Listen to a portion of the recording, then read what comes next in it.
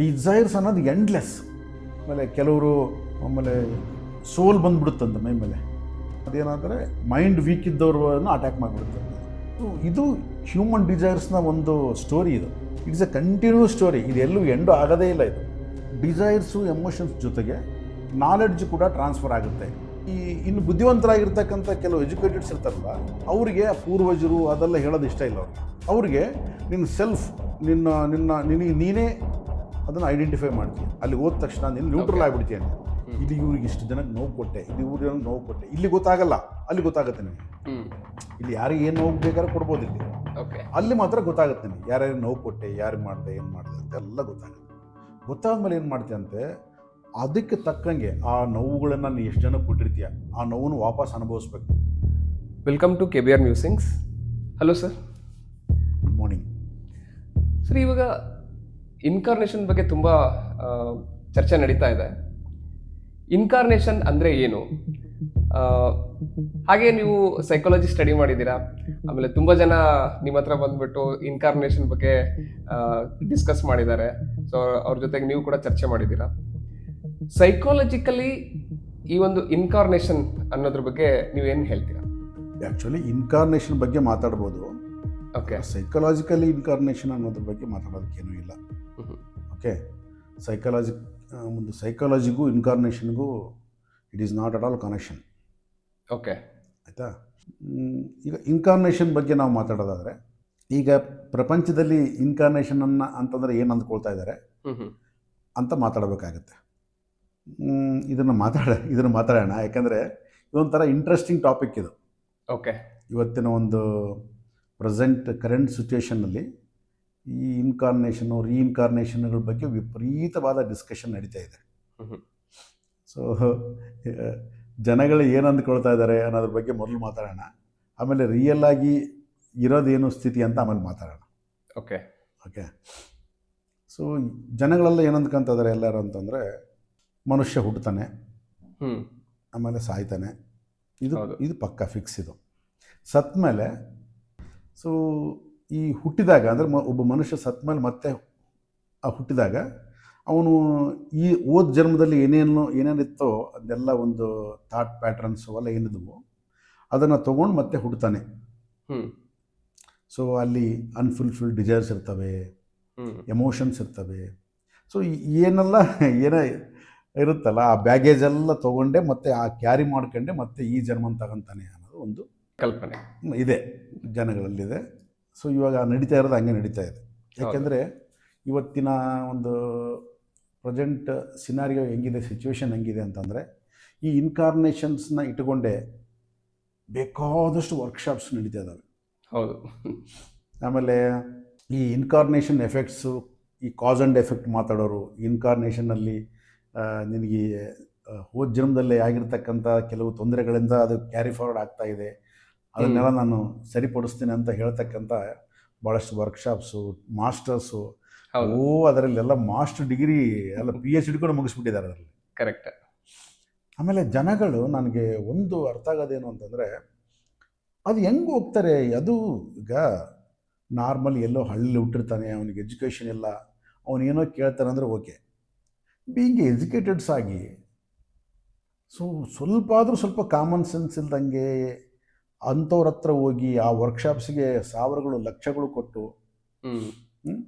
ಆಮೇಲೆ ಕೆಲವರು ಆಮೇಲೆ ಸೋಲ್ ಬಂದ್ಬಿಡುತ್ತಂತ ಮೈ ಮೇಲೆ. ಹೌದು.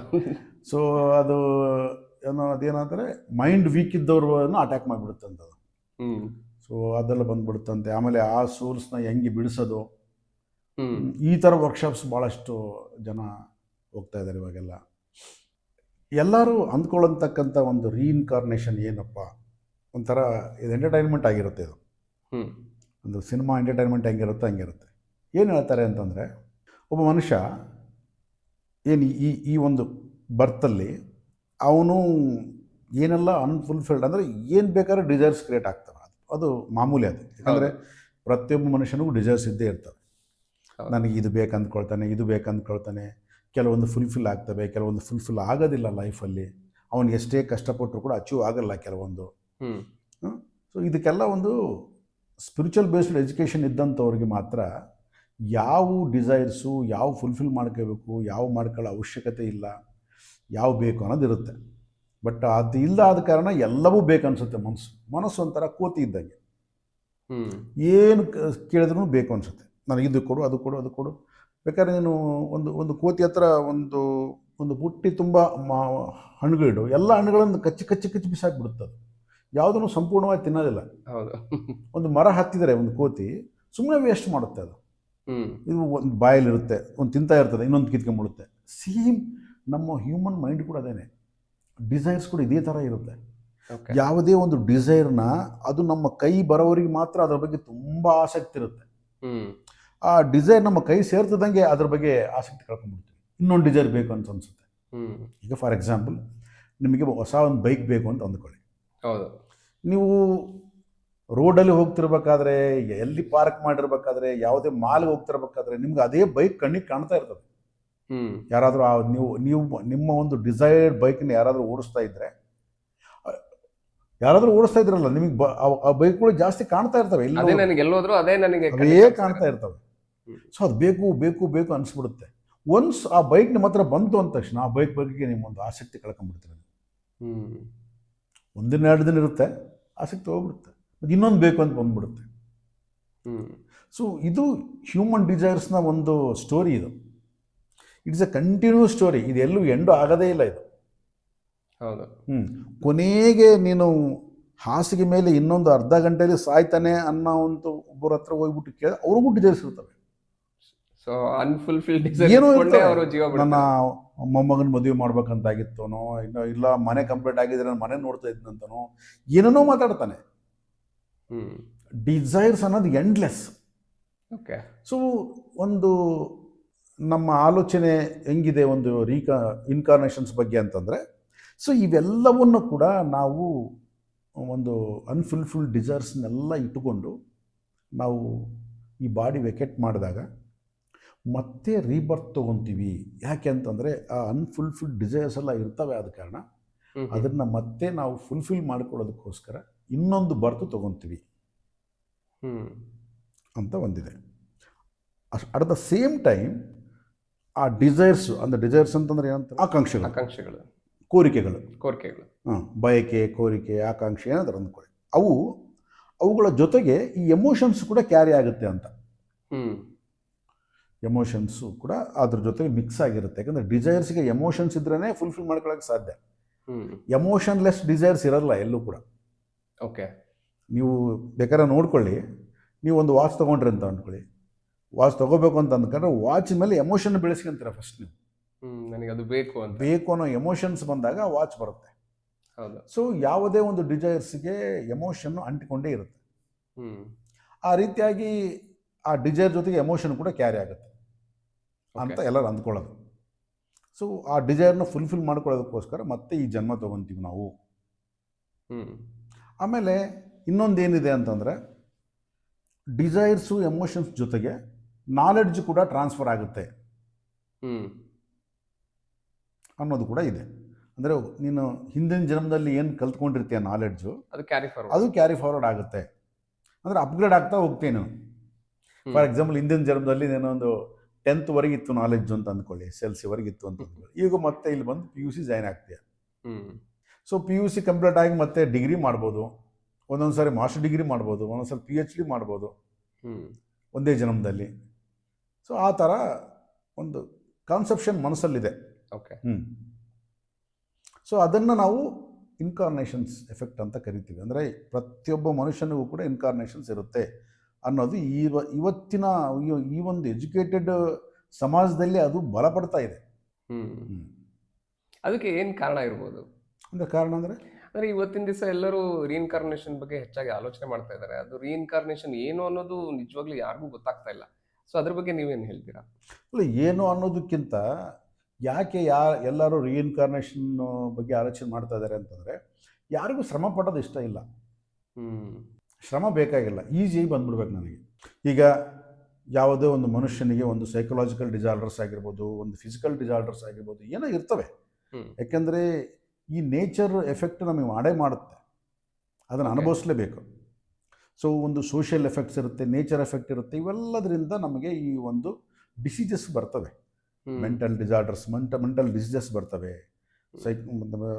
ಫಿಸಿಕಲ್ ಡಿಸೀಸಸ್ ಬರ್ತವೆ. ಇದು ಇದ್ದಕ್ಕಿದ್ದಂಗೆ ಸುಮ್ಮನೆ ಹೋಗ್ಬಿಡ್ಬೇಕು.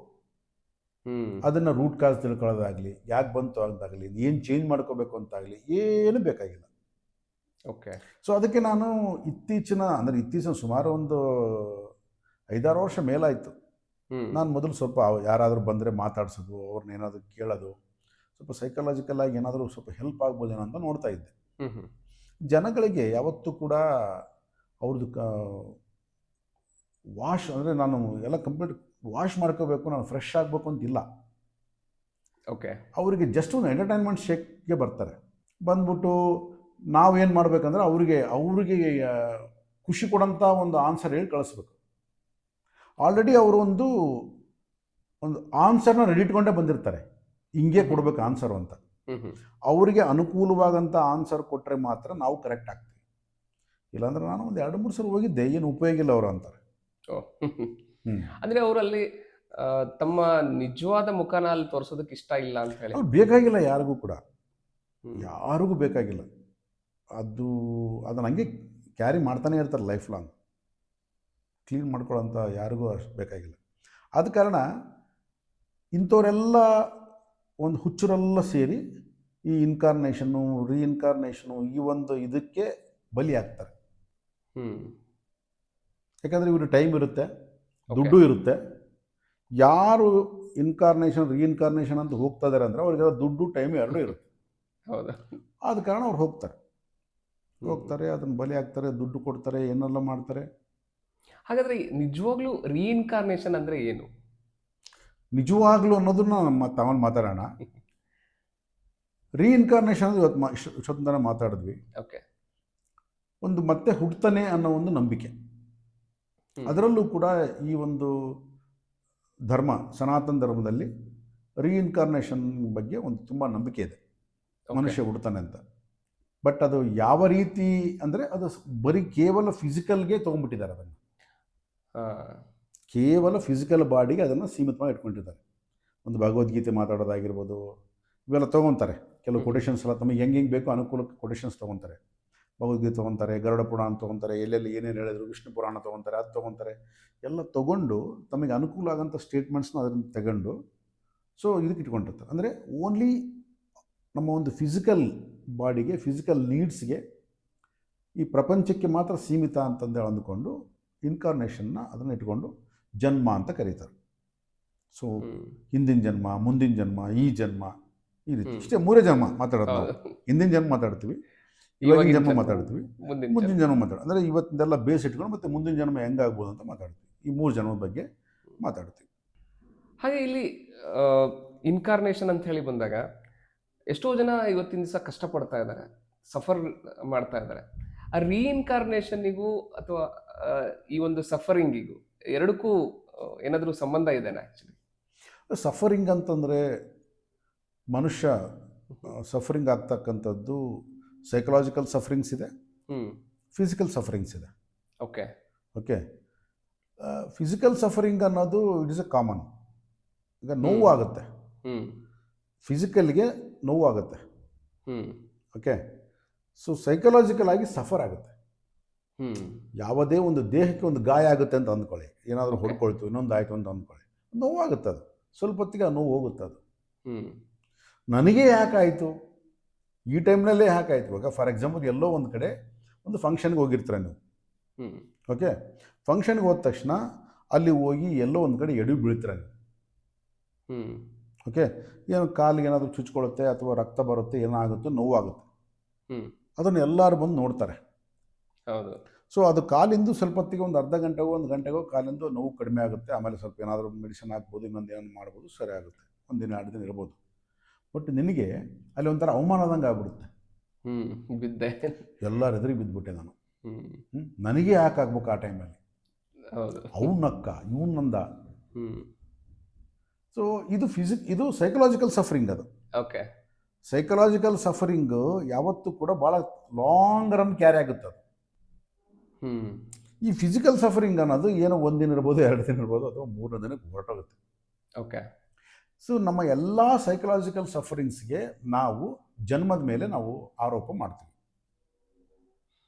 ಅಂದ್ರೆ ಇವಾಗ ಕೆಲವೊಬ್ರು ಡೀಪ್ ಆಗಿ ಕೆಲವೊಂದು ಡಿಸೀಸಸ್ ಅನುಭವಿಸ್ತಾ ಇದ್ದಾರೆ ಅಂತ ಅಂದಾಗ ಆ, ಅದ್ರ ಬಗ್ಗೆ ಜನ್ಮ ಕನೆಕ್ಟ್ ಮಾಡ್ತಾರೆ ಮತ್ತೆ ನನ್ನ ಪುನರ್ಜನ್ಮ, ನನ್ನ ಹೋದ್ ಜನ್ಮದಲ್ಲಿ ನಾನು ಏನ್ ಪಡ್ಕೊಂಡ್ ಬಂದಿದ್ನೋ ಏನೋ, ಸೊ ಹಾಗಾಗಿ ನಾನು ಇವತ್ತಿನ ದಿವಸ ಸಫರ್ ಮಾಡ್ತಾ ಇದ್ದೀನಿ ಅಂತ ಹೇಳ್ಬಿಟ್ಟು. ಅದೇ ಡೀಪಾಗಿ ಯಾವುದೇ ಒಂದು ಸಫರಿಂಗ್ಸ್ ಅಂತ ಅಂದ್ಕೊಂಡ್ರೆ ಅದೇ ಫಿಸಿಕಲ್ ಸಫರಿಂಗ್ ಇಸ್ ಡಿಫ್ರೆಂಟ್. ಅದಕ್ಕೆ ನಾವು ಏನೂ ಮಾಡೋಕ್ಕಾಗಲ್ಲ. ಫಿಸಿಕಲ್ ಸಫರಿಂಗ್ಸ್ಗೆ ನಾವು ಇವತ್ತು ಏನಾದರೂ ಇದ್ದರೆ ಹಾಸ್ಪಿಟಲ್ ಡಾಕ್ಟರ್ಸ್ ಹತ್ರ ಹೋಗ್ಬೇಕಾಗತ್ತೆ, ತೋರಿಸ್ಬೇಕಾಗತ್ತೆ, ಮಾಡಬೇಕಾಗತ್ತೆ, ಅದು ಓಕೆ ಅದು. ಬಟ್ ಈ ಸೈಕಲಾಜಿಕಲ್ ಸಫರಿಂಗ್ಸ್ನ ನಾವು ಪ್ರೀ ಕನ್ಸ್ಯೂವ್ ನೋಷನಿಗೆ ಬಂದ್ಬಿಡ್ತೀವಿ. ಇದು ಇದರಿಂದನೇ ಆ ಪ್ರೀ ಕನ್ಸ್ಯೂವ್ ನೋಷನ್ಸ್ ಮನಸ್ಸಲ್ಲಿ ಇಟ್ಕೊಂಡ್ರೆ ನಾವು ಏನೂ ಮಾಡೋಕ್ಕಾಗಲ್ಲ. ಈಗ ಜನ್ಮ ಪರಂಪರೆಯಿಂದ ಇದು ಬರ್ತಾ ಇದೆ ಅಂತ ಅಂದ್ಕೊಂಡ್ರೆ ಮುಗಿತೀವಿ. ಅದಕ್ಕೆ ಎಲ್ಲಿದೆ ಆನ್ಸರು? ಸೊ ನಾನು ಹೋದ ಜನ್ಮದಲ್ಲಿದ್ದ ನಾನು ಅನುಭವಿಸ್ತಾ ಇದ್ದೀನಪ್ಪ, ಅದು ನನ್ನ ಜನ್ಮ ಇದರಲ್ಲಿ ಬಂದ್ಬಿಟ್ಟಿದೆ. ಆಮೇಲೆ ಅದಕ್ಕೆ ತಕ್ಕಂಗೆ ಕೆಲವು ಈ ಶಾಸ್ತ್ರಗಳು ಹೇಳೋರು ಅದು ಇದು ಇದ್ದೇ ಇರ್ತಾರೆ. ಹೌದು, ನಿನಗೆ ಈ ಥರ ಇದೆ, ಹಿಂಗಾಗ್ತಾ ಇದೆ, ಹಿಂಗೆ ಈ ಒಂದು ಗ್ರಹಗತಿಯಿಂದ ಹಿಂಗಾಗ್ತಾ ಇದೆ, ಇದರಿಂದ ಹಿಂಗಾಗ್ತಾ ಇದೆ. ಸೊ ಅವಾಗೇನಾಗುತ್ತೆ, ಸೈಕಲಾಜಿಕಲ್ ಆಗಿ ನೀನು ಏನನ್ನ ನಂಬ್ತಿ ಅದಾಗುತ್ತೆ. ನಮ್ಮ ಸೈಕಾಲಜಿ ಏನು ಹೇಳುತ್ತೆ? What you believe you achieve. Okay, ನೀನು ಏನು ಬಿಲೀವ್ ಮಾಡ್ತೀಯೋ ಅದು ಅಚೀವ್ ಮಾಡ್ತೀಯ, ಅಂದರೆ ಅದು ಪಡ್ತೀಯ ಅದನ್ನು. ಸೊ ನನ್ನ ಇವಾಗ ಸೈಕಲಾಜಿಕಲ್ ಸಫರಿಂಗ್ಗೆ ಹಿಂದಿನ ಜನ್ಮ ಕಾರಣ ಆದ ಕಾರಣ ನಾನು ಸೈಕಲಾಜಿಕಲ್ ಸಫರಿಂಗ್ಸ್ನ ಅನುಭವಿಸಲೇಬೇಕು ಅಂತ ಡಿಸಿಷನ್ ನೀನು ತೊಗೊಂಡ್ಮೇಲೆ ಯು ಹ್ಯಾವ್ ಟು ಫೇಸ್. ಅಂದ್ರೆ ಇಲ್ಲಿ ಅವರು ನಂಬಿದಾಗ ಅದು ಖಂಡಿತ ಅದು ಆಗೋದಕ್ಕೆ ಸ್ಟಾರ್ಟ್ ಆಗುತ್ತೆ ಅಂತ ಹೇಳಿ ಅಂತ ಅಲ್ಲ, ನಮ್ದಾಗಲ್ಲ, ಆಲ್ರೆಡಿ ನಂಬ್ಕೊಂಡ್ಬಿಟ್ಟಿರ್ತಾರೆ, ಫಿಕ್ಸ್ ಆಗೋಗ್ಬಿಟ್ಟಿರ್ತಾರೆ ಅವರು. ಈಗ ಒಂದು ಜನ್ಮ ಅಂತ ಫಿಕ್ಸ್ ಆದಮೇಲೆ ಮುಗಿದೋಯ್ತಲ್ಲ. ಅದಕ್ಕೆ ಎಷ್ಟು ಚೆನ್ನಾಗಿ ಕನೆಕ್ಟಿವಿಟಿ ಸ್ಟೋರೀಸ್ ಇದೆ ಅಂತಂದರೆ, ಈಗ ಹೇಳ್ತಾರೆ ಹಿಂದಿನ ಜನ್ಮದಲ್ಲಿ ನಾವು ಏನೆಲ್ಲ ಮಾಡಿರ್ತೀವಲ್ಲ, ಅಂದರೆ ಆ್ಯಕ್ಷನ್ಸ್, ಕರ್ಮ ಅಂತ ಆ್ಯಕ್ಷನ್ಸ್. ಸೊ ಬೈ ಬರ್ತಿಂದ ಹಿಡಿದು ಅಪ್ ಟು ಡೆತ್ವರೆಗೆ ಏನು ಮಾಡಿರ್ತಕ್ಕಂಥ ಎಲ್ಲ ಆ್ಯಕ್ಷನ್ಸ್ನ ಇಟ್ಕೊಂಡು ನಾವು ಮತ್ತೆ ಕಲಿಬೇಕು, ಎಕ್ಸ್ಪೀರಿಯನ್ಸ್ ತೊಗೋಬೇಕು ಅಂತ ಇನ್ನೊಂದು ಜನ್ಮ ತೊಗೊತೀವಂತೆ. ಓಕೆ, ಒಂದು ಎಕ್ಸ್ಪೀರಿಯನ್ಸ್ಗೋಸ್ಕರ ಬರ್ತೀವಿ ಈ ಜನ್ಮ. ಸೊ ಅಷ್ಟು ಅಲ್ಲಿವರೆಗೆ ಮಾಡಿರ್ತಕ್ಕಂಥ ಆ ಥಾಟ್ಸು ಅವೆಲ್ಲ ಏನಿರ್ತದೆ, ಎಮೋಷನ್ಸ್ ಎಲ್ಲ ಕ್ಯಾರಿ ಆದಮೇಲೆ ನಾನು ಅದರಲ್ಲಿ ಏನೇನು ತಪ್ಪು ಮಾಡಿದ್ದೀನಿ ಅಂತ ನೋಡ್ತೀನಂತೆ. ಈ ಬಾಡಿ ವೆಕೆಟ್ ಆದ ತಕ್ಷಣ ಐ ಹ್ಯಾವ್ ಟು ಎಲ್ಲೋ ಒಂದು ಕಡೆ ಯಾವುದೊಂದು ಪ್ಲೇಸಲ್ಲಿ ನಾನು ಹೋಗಿ ಅಲ್ಲಿ ಕೂತ್ಕೊತೀನಿ. ಓಕೆ, ಅಲ್ಲಿ ಸ್ವಲ್ಪ ಇದು ಏನಂತಾರೆ, ರಿಲಿಜನಿಸ್ಟಿಕ್ ವ್ಯೂನಲ್ಲಿ ನಂಬೋದಾದರೆ ಅಲ್ಲಿ ಯಾರೋ ಒಬ್ಬರು ಹೆಲ್ಪರ್ಸ್ ಇರ್ತಾರೆ, ನಮ್ಮ ಪೂರ್ವಜರು, ನಮ್ಮ ತಾತ ಮುತ್ತಾತ ಅಂದರು ಅಲ್ಲೇ ಇರ್ತಾರೆ. ಅವರು ಎಲ್ಲೂ ಹೋಗಲ್ಲ, ಅಲ್ಲೇ ಇರ್ತಾರೆ. ನಾವು ನಮ್ಮನ್ನು ವೆಲ್ಕಮ್ ಮಾಡ್ತಾರೆ. ಮಾಡಿದ ತಕ್ಷಣ ಅಲ್ಲಿ ಹೋಗಿ ನೀನು ಇದೆಲ್ಲ ತಪ್ಪು ಮಾಡಿದೆ ಅಂತೆಲ್ಲ ಅಲ್ಲಿ ಗೊತ್ತಾಗುತ್ತೆ. ಅಲ್ಲಿ ಅವ್ರು ಹೆಲ್ಪ್ ಮಾಡ್ತಾರಂತೆ. ಇನ್ನು ಬುದ್ಧಿವಂತರಾಗಿರ್ತಕ್ಕಂಥ ಕೆಲವು ಎಜುಕೇಟೆಡ್ಸ್ ಇರ್ತಾರಲ್ಲ, ಅವರಿಗೆ ಪೂರ್ವಜರು ಅದೆಲ್ಲ ಹೇಳೋದು ಇಷ್ಟ ಇಲ್ಲ. ಅವ್ರಿಗೆ ನಿನ್ನ ಸೆಲ್ಫ್ ನಿನಗೆ ನೀನೇ ಅದನ್ನು ಐಡೆಂಟಿಫೈ ಮಾಡ್ತೀಯ. ಅಲ್ಲಿ ಹೋದ ತಕ್ಷಣ ನೀನು ನ್ಯೂಟ್ರಲ್ ಆಗಿಬಿಡ್ತೀಯ ಅಂತೆ. ನ್ಯೂಟ್ರಲ್ ಅಂದ ತಕ್ಷಣ ನಿನ್ನ ಮೈಂಡು ತಪ್ಪು ಒಪ್ಪುಗಳನ್ನ ನೆನೆಸದೆ ಅಲ್ಲಿ ಏನಿದೆ ಅದು ಮಾತ್ರ ನೋಡ್ತೀಯ. ಒಂದು ನ್ಯೂಟ್ರಲ್ ಸ್ಟೇಟ್ ಆಫ್ ಮೈಂಡ್ ಅದ ನೋಡ್ತೀಯ ನಿನ್ನನ್ನು, ಅದನ್ನು ಸ್ಟಡಿ ಮಾಡ್ತೀಯ. ಆ ಒಂದು ಎಷ್ಟು 80 ವರ್ಷ ಇದೆಯಾ, ಬದುಕಿದೆಯಾ, 100 ವರ್ಷ ಬದುಕಿದೆಯಾ, ಎಷ್ಟು ವರ್ಷ ಬದುಕಿದೆಯಾ, ಆ ಬದುಕಿನಲ್ಲಿ ಏನೇನು ಮಾಡಿದೆ ನನ್ನ ತಪ್ಪುಗಳು ಅಂತ ನಿನಗೆ ಒಂದು ಸಿನಿಮಾ ಥರ ತೋರಿಸ್ತಾರಂತ. ಅಲ್ಲಿ ಇರುತ್ತಂತಲ್ಲಿ, ಅಲ್ಲಿ ಯಾರು ಇರೋದಲ್ಲ, ನೀನು ಮಾತ್ರ ಇರ್ತೀಯ. ಆ ಸಿನಿಮಾ ಥರ ತೋರಿಸಿದ ಮೇಲೆ ನಿಮಗೆ ಗೊತ್ತಾಗುತ್ತೆ ಎಲ್ಲೆಲ್ಲಿ ತಪ್ಪು ಮಾಡಿದೆ ನಾನು. ಇಲ್ಲಿ ಮೋಸ ಮಾಡಿದೆ, ಇಲ್ಲಿ ತಪ್ಪು ಮಾಡಿದೆ, ಇಲ್ಲಿ ವಂಚನೆ ಮಾಡಿದೆ, ಇಲ್ಲಿ ಇವ್ರಿಗೆ ಇಷ್ಟು ಜನಕ್ಕೆ ನೋವು ಕೊಟ್ಟೆ, ಇಲ್ಲಿ ಇವ್ರಿಗೆ ನೋವು ಕೊಟ್ಟೆ. ಇಲ್ಲಿ ಗೊತ್ತಾಗಲ್ಲ, ಅಲ್ಲಿ ಗೊತ್ತಾಗುತ್ತೆ ನನಗೆ. ಇಲ್ಲಿ ಯಾರಿಗೆ ಏನು ನೋವು ಬೇಕಾದ್ರೆ ಕೊಡ್ಬೋದು, ಇಲ್ಲಿ ಅಲ್ಲಿ ಮಾತ್ರ ಗೊತ್ತಾಗುತ್ತೆ ನನಗೆ ಯಾರ್ಯಾರು ನೋವು ಕೊಟ್ಟೆ, ಯಾರಿಗೆ ಮಾಡಿದೆ, ಏನು ಮಾಡಿದೆ ಅಂತ ಎಲ್ಲ ಗೊತ್ತಾಗುತ್ತೆ. ಗೊತ್ತಾದ್ಮೇಲೆ ಏನು ಮಾಡ್ತೀಯಂತೆ, ಅದಕ್ಕೆ ತಕ್ಕಂಗೆ ಆ ನೋವುಗಳನ್ನು ನೀನು ಎಷ್ಟು ಜನಕ್ಕೆ ಕೊಟ್ಟಿರ್ತೀಯ, ಆ ನೋವನ್ನು ವಾಪಸ್ ಅನುಭವಿಸ್ಬೇಕು ನೀನು. ಓಕೆ, ಸೊ ಇವೆಲ್ಲವನ್ನು ಇಟ್ಕೊಂಡು ನೀನು ಯಾರ್ಯಾರು ತಪ್ಪು ಒಪ್ಪುಗಳೆಲ್ಲ ಸೆಟ್ ಮಾಡ್ಕೊಂಡು ಅಂಥದನ್ನೆಲ್ಲ ಕಲಿಬೇಕು ನಾನು. ಯಾಕಂದರೆ ಅಲ್ಲಿದ್ದು ಕೆಲವೊಂದು ಸಲ ಎಸ್ಕೇಪ್ ಆಗಿರ್ತೀಯ ಅಂತ ನೀನು. ಕೆಲವೊಂದು ಸಲ ಎಸ್ಕೇಪಿಸಮ್ ಕೂಡ ಆಗಿರುತ್ತೆ. ಅಲ್ಲಿ ತಪ್ಸ್ಕೊಂಡ್ಬಿಟ್ಟಿರ್ತೀಯ. ಅಲ್ಲಿ ನೀನು ಅನುಭವಿಸ್ತಕ್ಕಂಥ ಒಂದು ದಾರುಣ ಪರಿಸ್ಥಿತಿಗಳು, ನೋವು ಏನೇ ಇರ್ತಾವಲ್ಲ, ಅದನ್ನು ಎಸ್ಕೇಪ್ ಆಗಿರುತ್ತೆ. ಸೊ ಈ ಸಿಚುವೇಶನೆಲ್ಲ ಒಂದು ಇಟ್ಕೊಂಡು ಒಂದು ಸ್ಟೋರಿ ಕ್ರಿಯೇಟ್ ಮಾಡ್ಕೊಂಡು ನನಗೆ ಇಂಥ ಒಂದು ಎಕ್ಸ್ಪೀರಿಯನ್ಸಸ್ ಎಲ್ಲ ಆಗಬೇಕು, ಆಮೇಲೆ ಇಂಥವ್ರಿಗೆಲ್ಲ ಮೋಸ ಮಾಡಿದ್ದೀನಿ, ಅವ್ರಿಗೆ ನಾನು ಪ್ರತಿಫಲ ಏನನ್ನು ಕೊಡಬೇಕು ಅವ್ರಿಗೆ, ಅಲ್ಲ ಅವರಿಂದ ನಾನು ಮೋಸ ಹೋಗ್ಬೇಕು. ನೀವು ಯಾರಿಗಾದ್ರೂ ನೀನು ಈ ಜನ್ಮದಲ್ಲಿ ತುಂಬ ನೋವು ಕೊಟ್ಟು ಹೊಡೆದಿರೋದು ಅದೆಲ್ಲ ಮಾಡಿದೆ, ಅವ್ರ ಕಡೆಯಿಂದ ಹೊಡೆಸ್ಕೋಬೇಕು, ಅವಾಗ ನಂದು ಕರ್ಮ ಫುಲ್ ಆಗುತ್ತೆ ಅಂತ ಇವೆಲ್ಲ ಥಿಂಕ್ ಮಾಡ್ತೀಯಂತೆ. ಮಾಡಿಬಿಟ್ಟು ಮತ್ತೆ ಏನೇನು ಎಕ್ಸ್ಪೀರಿಯನ್ಸಸ್ನ ಪಡಿಬೋದು, ಆಮೇಲೆ ನಾವು ಇನ್ನೂ ಸ್ಪಿರಿಚುವಲ್ ಆಗಿ ಗ್ರೋತ್ ಆಗ್ಬೋದಾ, ಅಲ್ಲ ಫೈನಾನ್ಷಿಯಲಿ ಗ್ರೋತ್ ಆಗ್ಬೋದಾ, ಏನು ಎಕ್ಸ್ಪೀರಿಯನ್ಸ್ ಪಡಿಬೋದು ಅಂತೆಲ್ಲ ಥಿಂಕ್ ಮಾಡಿಕೊಂಡು ಅದಕ್ಕೆ ಬೇಕಿರ್ತಕ್ಕಂಥ ಒಂದು ಸರ್ಕಮ್ಸ್ಟೆನ್ಸಸ್ ಇರ್ತಕ್ಕಂಥ ಒಂದು ಫ್ಯಾಮಿಲಿನ ನೀನು ಚೂಸ್ ಮಾಡ್ಕೊತೀಯ. ತಂದೆ ತಾಯಿ, ನಿನ್ನ ಹಿಂದೆ ಯಾರು ಹುಟ್ಟಬೇಕು, ಆಮೇಲೆ ನಿನ್ನ ಮುಂದೆ ಯಾರು ಹುಟ್ಟಿರ್ತಾರೆ, ಅವ್ರು ಏನು ನಿಮಗೆ ಇದು ಮಾಡ್ತಾರೆ ಅದೆಲ್ಲ ಚೂಸ್ ಮಾಡಿ, ನೀವು ಫ್ರೆಂಡ್ಸ್ ಯಾರು ಇರಬೇಕು, ಇದ್ಯಾರು ಇರಬೇಕು, ಮತ್ತು ನೆಕ್ಸ್ಟ್ ಎಲ್ಲೆಲ್ಲಿಗೆ ಹೋಗ್ಬೇಕು, ನೀನು ಯಾವ ಸ್ಕೂಲಲ್ಲಿ ಓದಬೇಕು, ಎಲ್ಲಿ ಓದಬೇಕು, ಎಲ್ಲವೂ ಫಿಕ್ಸ್ ಮಾಡ್ಕೊಂತೀಯ ಅಂತ ನೀನು. ಓಕೆ, ಫಿಕ್ಸ್ ಮಾಡ್ಕೊಂಡು ಅಲ್ಲಿ ಹೋಗಿ ಮತ್ತೆ ನೀನು ತಗೊಂತೀಯ. ಇದೆಲ್ಲ ಇದೇನಾ ಸರ್ ಆ್ಯಕ್ಚುಲಿ ಇದು ಇವಾಗ ಹೇಳಿದ್ರಲ್ಲ? ಅಲ್ಲ, ಇದನ್ನ ಇನ್ಕಾರ್ನೇಷನ್ ಏನು ವರ್ಕ್ಶಾಪ್ಸ್ ಮಾಡ್ತಾರಲ್ಲ ಅವ್ರು ಹೇಳಿದ್ದು ನನಗೆ. ಓಕೆ, ಈ ರೀಇನ್ಕಾರ್ನೇಷನ್ ವರ್ಕ್ಶಾಪ್ಸ್ ಮಾಡ್ತಾರಲ್ಲ ಅವರೇ ಹೇಳಿದ್ದು ಇದನ್ನೆಲ್ಲ. ನಾನು ಹೋಗಿದ್ದೆ, ನಾನು ಒಂದು 2-3 ವರ್ಕ್ಶಾಪ್ಸ್ ಅಟೆಂಡ್ ಆಗಿದ್ದೀನಿ ಅವ್ರಿಗೆ. ಸೊ ನಮ್ಮ ಪಿರಮಿಡಲ್ಲಿ ನಡೀತಾ ಇದ್ದಾವೆ ಅವಾಗವಾಗ. ಬೇಕಾದಷ್ಟು ಜನ ನಾವು ಕರೆಸ್ತಿರ್ತೀವಿ, ಆ ಥರ ಜನಗಳನ್ನು ಕೂಡ ಕರೆಸ್ತೀವಿ ನಾವು. ಅದರಲ್ಲಿ ನಮಗೆ ಆ ವರ್ಕ್ಶಾಪ್ಸ್ಗೆ ನಾನು ಅಟೆಂಡ್ ಆಗಿದ್ದೆ. ನಾನು ಆದಾಗ ಅವ್ರು ಈ ಸ್ಟೋರಿ ಹೇಳ್ತಾರೆ. ಅವಾಗ ನಿಮಗೆ ಅನಿಸಿದ್ದೇನು ಆ್ಯಕ್ಚುಲಿ? ಅಲ್ಲ, ನನಗೆ ಅನಿಸಿದ್ದು ಆಮೇಲೆ ಹೇಳ್ತೀನಿ ಏನಂತ. ಸೊ ಅದಾಗುತ್ತಂತೆ. ಅದಾದ ತಕ್ಷಣ ಅವ್ನು ಬಂದು ಅಲ್ಲಿ ತಗೊಂತಾನಂತೆ. ತೊಗೊಂಡ ತಕ್ಷಣ ಅಲ್ಲಿಂದ ಅವ್ನಿಗೆ ಎಕ್ಸ್ಪೀರಿಯನ್ಸ್ ಸ್ಟಾರ್ಟ್ ಆಗುತ್ತಂತೆ. ಅಂದರೆ ಈ ಒಂದು ನನ್ನ ಈ ಬರ್ತಲ್ಲಿ ನಾನು ಏನೆಲ್ಲ ಸಫರಿಂಗ್ಸ್ನ ಫೇಸ್ ಮಾಡ್ತಾ ಇದ್ದೀನಿ ಅದೆಲ್ಲ ಇನ್ಕಾರ್ನೇಷನ್ಸ್. ಫಾರ್ ಎಕ್ಸಾಂಪಲ್, ಯಾವನೋ ನನ್ನ ದುಡ್ಡು ಹಾಕ್ಕೊಂಡು ಹೋದ ಅಂತ ಅಂದ್ಕೊಳ್ಳಿ, ನಾನು ಓದ್ ಜನ್ಮದಲ್ಲಿ ಅವ್ನು ದುಡ್ಡು ಹಾಕೊಂಡಿರ್ತಾನಂತೆ ಆಲ್ರೆಡಿ. ಓಕೆ, ಅದಕ್ಕಾಗಿ ಇವಾಗ ಅವ್ನು ಬಂದು ನಾನು ದುಡ್ಡು ಹಾಕೊಂಡು ಹೋಗ್ಬಿಡ್ತಾನೆ, ಅದನ್ನ ಸುಮ್ಮನೆ ಬಿಟ್ಬಿಡ್ಬೇಕು ಅದಕ್ಕೆ.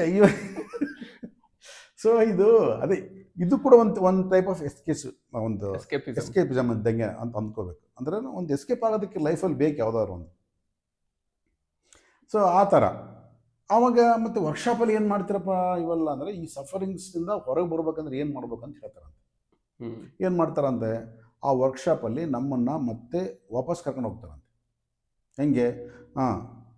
ನಮ್ಮನ್ನು ಒಂಥರ ಸೈಕಲಾಜಿಕಲ್ ಒಂದು ಇದಕ್ಕೆ ತೊಗೊಂಡು ಹೋಗ್ಬಿಟ್ಟು ಡೀಪ್ ಲೆವೆಲ್ಲಿಗೆ ತೊಗೊಂಡೋಗಿ ಅಲ್ಲಿದ್ದ ನಿಧಾನಕ್ಕೆ ಒಂದೊಂದು ವರ್ಷ ಕಡಿಮೆ ಮಾಡ್ತಾ ತಾಯಿಯ ಗರ್ಭ ಸೇರಿಸ್ತಾರೆ. ಎಲ್ಲಿದ್ದೀನೇನೋ? ನಾನು ತಾಯಿಯ ಗರ್ಭದಲ್ಲಿದ್ದೀನಿ. ಏನು ಮಾಡ್ತಾ ಇದೀಯಾ? ಅಲ್ಲಿ ತಾಯಿಯ ಗರ್ಭದಲ್ಲಿ ಎಲ್ಲ ನೀರು ತುಂಬಿಕೊಂಡಿದೆ. ಅವನಿಗೆಲ್ಲ ಮೊದಲೇ ಗೊತ್ತಿರುತ್ತೆ ತಾಯಿ ಗರ್ಭದಲ್ಲಿ ನೀರು ಇರುತ್ತೆ ಅಂತ ಮಾತು ಕಲ್ತ್ಕೊಂಡಿರ್ತೀವಲ್ಲ. ಆಮೇಲೆ ಅಲ್ಲಿದ್ದ ಗರ್ಭದ ವಾಪಸ್ ಹೋಗ್ತಾರೆ ಮತ್ತೆ. ಓಕೆ, ತಾಯಿಯ ಗರ್ಭದಿಂದ ವಾಪಸ್ ಕರ್ಕೊಂಡು ಹೋಗ್ತಾರೆ. ಕರ್ಕೊಂಡು ಹೋದ ತಕ್ಷಣ ಎಲ್ಲಿದೆಯೇನೇನೋ, ನಾನು ಎಲ್ಲೇ ಇದ್ದೇನೆ ಅಂತ ಅಡ್ರೆಸ್ ಹೇಳ್ತೀವಿ ನಾವು. ಹೇಳಿದ ತಕ್ಷಣ ನೋಡು ಸ್ವಲ್ಪ ಎಲ್ಲ ಏನು ಚೆಕ್ ಮಾಡೋದು ಎಲ್ಲ ಹೇಳ್ತೀವಿ. ಇಲ್ಲಿದ್ದೀವಿ, ಇಂತೆಲ್ಲ ಇದ್ದೀವಿ ನಾವು, ಹಿಂಗೆಲ್ಲ ಆಯಿತು ಅಂತೆಲ್ಲ ಹೇಳಿದ್ಮೇಲೆ ಸ್ವಲ್ಪ ನೋಡ್ತಾ ಹೋಗು ಅಂತೆಲ್ಲ ನೋಡ್ತಾ ಹೋಗಿ, ಈ ತಪ್ಪು ಮಾಡಿದ್ದೀನಿ ಅಂತ ಅಂದ್ಬಿಟ್ಟು ನಾನು ಎಲ್ಲ ಹೇಳ್ತೇನೆ ಅಲ್ಲಿ. ಹೇಳಿದ್ಮೇಲೆ ಆಗ ಕೆಲವನ್ನ ಅಲ್ಲೇ ಕ್ಷಮೆ ಕೇಳಿಸ್ತಾರೆ. ಸಾರಿ ಕೇಳಪ್ಪ ಅವ್ರನ್ನ ಅಂತಂದೇಳಿ ಕೆಲವು ಕೇಳಿಸ್ತಾರೆ. ಕೆಲವ್ರಿಗೆ ಏನಾದರೂ ಉಪಯೋಗ ಇದಾವ, ನೆಕ್ಸ್ಟ್ ಏನಾರು ಮಾಡ್ಬೋದಾ ಅಂತ ನೋಡಿಸ್ಬಿಟ್ಟು ಮತ್ತೆಲ್ಲ ಮುಗಿಸ್ಕೊಂಡು ಮತ್ತೆ ವಾಪಸ್ ಕರ್ಕೊಂಬರ್ತಾರೆ. ಅವಾಗ ಮತ್ತೆ ಕಣ್ಣು ತೆರೆದ ಮೇಲೆ ಫ್ರೆಶ್ ಆಗಿ ಎಲ್ಲ ಆಯಿತಾ? ಸರ್ ನನಗೆಲ್ಲ ಅರ್ಥ ಆಗಿಬಿಡ್ತು ಸರಿ, ಟೋಟಲಿ ಅರ್ಥ ಆಗೋಗ್ಬಿಡ್ತು ನನಗೆ. ನನ್ನ ಸಫರಿಂಗ್ ಸೊಲ್ಯೂಷನ್ ಸಿಕ್ತು ನನಗೆ ಅಂತ ಅಂದ್ಬಿಟ್ಟು ಅವನು ಓದೋನು 3 ದಿನದಿಂದ ಮತ್ತೆ ಶುರು ಮಾಡ್ತಾನೆ ಕತೆ. ಮತ್ತೆ ಅದೇ ಸಫರಿಂಗ್, ಇದು ಎಫೆಕ್ಟ್ ಇಲ್ಲ ಅಂತ ಹೇಳ್ಬಿಟ್ಟು ಇನ್ನೊಬ್ಬರು ಹೋಗ್ತಾನೆ, ಅವನು ಇನ್ನೊಬ್ಬರ ಹತ್ರ ಹೋಗ್ತಾನೆ ಅವನು. ಇದು ಆ್ಯಕ್ಚುಲಿ ನಮ್ಮ ರೀಇನ್ಕಾರ್ನೇಷನ್ನ ನಾವು ಅರ್ಥ ಮಾಡ್ಕೊಂಡ್ರ ರೀತಿ. ಸೊ ಅಂದ್ರೇನು, ಪಕ್ಕಾ commercial. Spirituality means it is not A event management, but we are thinking that it is A event management ಅಷ್ಟೇ ಅಲ್ವಾ, ಇನ್ನೇನಿದೆ ಅದರಲ್ಲಿ? ಜಸ್ಟ್ ಒಂದು ಬ್ಲಫ್ ಆಗೋದಕ್ಕೆ ಹೋಗ್ತಾ ಇದೀವಿ ಅಷ್ಟೇ. ಅಲ್ಲಿ ಜಸ್ಟ್ ಬ್ಲಫಿಂಗ್ ಅಷ್ಟೇ ಮಾಡಿ ಕಳಿಸ್ತಾರೆ ನಮ್ಮನ್ನು. ಆಮೇಲೆ ನೀವು ಸಫರಿಂಗ್ ಬಗ್ಗೆ ಮಾತಾಡ್ತಾ ಇದ್ರಿ. ಆ್ಯಕ್ಚುಲಿ ಈ ಸಫರಿಂಗ್ ಅನ್ನೋದು ಹ್ಯೂಮನ್ ಓನ್ ಕ್ರಿಯೇಷನ್ ಸಫರಿಂಗ್ಸಾ ಅಥವಾ ಅದು ಸೈಕಾಲಜಿಕಲ್ ಡಿಸಾರ್ಡರ್ ಅಂತ ಹೇಳ್ತೀರಾ ನೀವು? ಎಲ್ಲ ಸಫರಿಂಗ್ಸ್ಗೂ ಮೂಲ ನಾವೇನೆ, ಎಲ್ಲದಕ್ಕೂ ಓನ್. ಸ್ವತಃ ನಾವು ಕ್ರಿಯೇಟ್ ಮಾಡ್ಕೊಂಡಿರೋದು ಸಫರಿಂಗ್ಸ್. ಹ್ಮ್ ಅದಕ್ಕಾಗಿ ಸ್ಪಿರಿಚುವಾಲಿಟಿ ಯಾಕೆ ಬೇಕು ಅಂತಂದರೆ ನಿನ್ನ ಸಫರಿಂಗ್, ಯಾಕಂದರೆ ಮನುಷ್ಯನಿಗೆ ಮುಖ್ಯವಾಗಿ ಸಫರಿಂಗಿಂದ ನನ್ನ ಬಿಡುಗಡೆ ಹೊಂದಬೇಕು. ಮುಕ್ತಿ ಅಂತಂದರೆ ಏನು ಅಂತಂದರೆ I want free from my sufferings, not for the ಜನ್ಮದಿಂದ ಅಲ್ಲ, ಸಫರಿಂಗ್ಸಿಂದ. ಹ್ಮ್ ಈ ಸಫರಿಂಗ್ಸೇ ಹೋಗ್ಬಿಟ್ರೆ ಮುಗಿದೋಯ್ತು, ನಾನು ಫ್ರೀ ಆಗ್ಬಿಡ್ತೀನಿ, ಹ್ಯಾಪಿ ಆಗಿರ್ತೀನಿ. ಹ್ಯಾಪಿ ಆಗಿರ್ತೀನಿ, ಅವ್ ಜನ್ಮದ ಬಗ್ಗೆನೂ ಥಿಂಕ್ ಮಾಡಲ್ಲ, ಏನು ಬೇಕಾಗಿಲ್ಲ, Reincarnation ಸಫರಿಂಗ್ಸ್ ಹೋಗ್ಬೇಕಷ್ಟೇ. ಸೊ ಈ ಸಫರಿಂಗ್ಸ್ ಹೋಗೋದಕ್ಕೆ ನಾವು ಬರೀ ರೂಟ್ ಕಾಸ್ ಮಾತಾಡೋದೇ ಇಲ್ಲ, ನಾವು ಯಾವತ್ತೂ ಕೂಡ ಲೀಫ್ ಕಾಸ್ ಮಾತಾಡ್ತೀವಿ. ರಿಲೀಫ್ ಕಾಸ್, ಲೀಫ್ ಕಾಸ್ ಬರೀ ಎಲೆಗಳನ್ನು ನೋಡ್ತೀವಿ. ಓಕೆ, ಲೀಫ್ ಕಾಸ್. ಸೊ ರೂಟ್ ಕಾಸ್ ಹೋದಾಗ ಅಲ್ಲಿ ಸ್ಪಿರಿಚುವಾಲಿಟಿ ಇದೆ ರೂಟ್ ಕಾಸಲ್ಲಿ. ಅಲ್ಲಿ ಹಿಂಗೆ ಟಕ್ಕಂತ ಆಗೋಗ್ಬಿಡ್ಬೇಕಷ್ಟೇ. ಒಂದು 4 ಪಿಲ್ಸ್ ಹಾಕ್ಕೊಂಬಿಡ್ಬೇಕು, ಅಲ್ಲ ಒಂದು 4 ಸಜೆಷನ್ಸ್ ಏನಿದ್ರೆ ಫಾಲೋ ಮಾಡಿಬಿಡ್ಬೇಕು, ಕಣ್ಣು ಮುಚ್ಕೊಂಡು ಮೆಡಿಟೇಷನ್ ಮಾಡಿಬಿಡ್ಬೇಕು. ಮೆಡಿಟೇಷನ್ ಮಾಡಿದ ತಕ್ಷಣ ಸಫರಿಂಗ್ ಎಲ್ಲ ಹೋಗ್ಬಿಡುತ್ತೆ. ಈ ರೀತಿಯಾಗಿ ಇವತ್ತು ನಾವು ಎಲ್ಲ ಅನುಭವಿಸ್ತಾ ಇದ್ದೀವಿ.